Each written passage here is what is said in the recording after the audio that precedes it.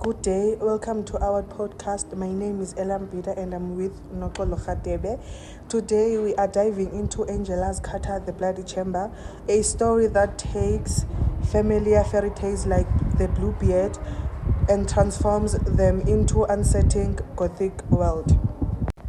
Right, and what makes Carter fascinating is that she once said, "My intention was not to do versions, but to extract the latent content from the traditional stories and use them as the beginning of new stories."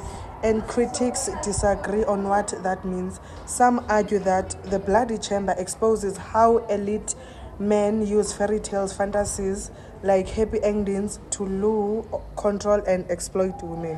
While the others say she's not attacking the fantasy of love itself, but she's rather toxic men like the Marquise. So today we are asking, how does Carter transform fairy tale motifs into Gothic stories that problematize gender, sexuality, and cultural fantasy? So now let's start with how Carter reshapes fairy tales. Take Bluebeard, for instance. In the original fairy tale, the young woman marries a mysterious guy who hides a terrible secret. Carter keeps that core, but she shifts it into a Gothic mode. The Marquise Castle isn't just a house, but it's isolated, scary, dripping with dread. The setting itself becomes a symbol of male power and control. And then there is a damsel in distress. Normally, fairy tales position the girl as helpless, waiting for a prince, but here Carter subverts that. The heroine may start naive, but her mother, not a man, bursts in and saves her. Exactly, it's a deliberate twist. Instead of a happy ending through marriage, Carter offers survival through female solidarity. So now let's talk about the symbols and the secrets. Another major Gothic touch is symbolism. The Forbidden Chamber is the clearest example for that. Yes, it's not just a locked room, it's literal chamber of death, a site of male violence and secrecy. The heroine's curiosity uncovers his true nature. And also the blood-stained key is generous, a permanent mark of knowledge and transgression. It says once you have seen the truth, you can't unsee it. That's a very different from a fairy tale we grow up with, where female curiosity is often punished. Carter makes it a step forward agency. Now shifting the focus from the secrets and the symbols, we will now be focusing on gender, sexuality, and power. So let's talk about sexuality. Carter doesn't shy away from it. In fact, she pushes it into the open. The Marquis' desire is predatory. He fantasizes innocence, virginity, even death. It's a critique of toxic male sexuality. But the heroine is not reduced to a victim. Her awakening isn't about surrendering to him. It's all about recognizing danger, resisting, and ultimately surviving. And what's where Carter feminism really shows. Instead of portraying sexuality as sinful or destructive, she reimagines it as a source of strength and choice. Okay, so now circling back to the critics, do you think Carter is killing the idea of romance altogether? I don't think so. To me, like, she's critiquing individuals like the Marquise, not love itself. After all, the heroine didn't end up bitter and loveless.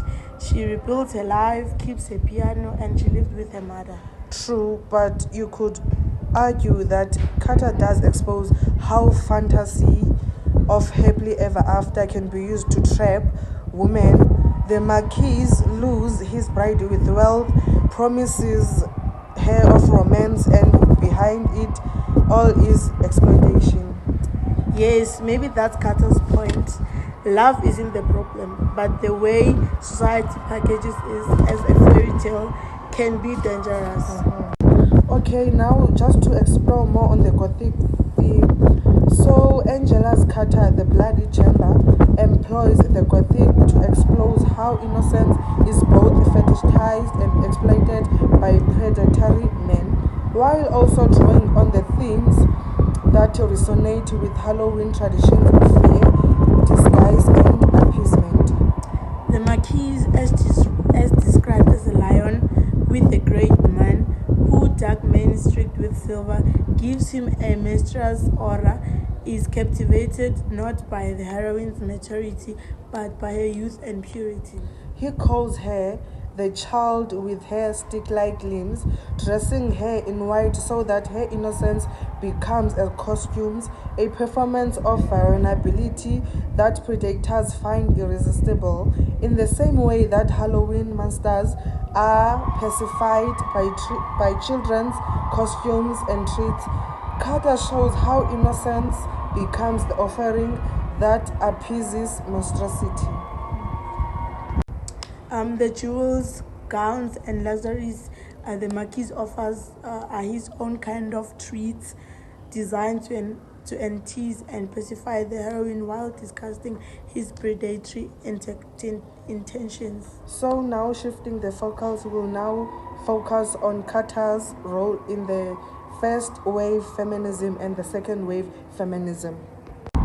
So the first wave feminism during the late 19th, early 20th century primarily focused on achieving basic legal rights for women, particularly suffrage, the right to vote, the right to education, and the property rights. So now we move from the first wave feminism to the second wave feminism, where Carter belongs. Its focus was focused on social, cultural, and economic equality. The main goal was to move beyond legal rights to challenge gender roles, patriarchy, and everyday discrimination. This wave asked, what does it mean to be equal in society? Carter was deeply engaged in the debates of second wave feminism. In The Bloody Chamber, Carter writes fairy tales to expose how women were trapped in cultural fantasies, marriage and passive innocence, and male rescue. This feeds second wave goals of questioning patriarchy in daily life, relationships, and cultures. Moving to sexual liberation, second wave feminism tackled taboo subjects such as female desire, pornography, violence. Carter went further by exploring sexuality in raw, unsettling, often shocking ways. She argued that women needed to reclaim their sexuality than to deny it. Challenging the happily ever after. Instead of fairy tale marriages, her heroines often end up with survival, knowledge, and solidarity with other women. That directly critiques how society and women the fantasy of sold the fantasy of fulfillment through men. So to wrap it up, Angela Carter takes familiar fairy tales motifs such as castles, keys, brides, and transforms them into Gothic narratives of dread, secrecy, and power. And in doing so, she challenges traditional fantasies of romance while promoting feminist possibilities for female agency and sexuality.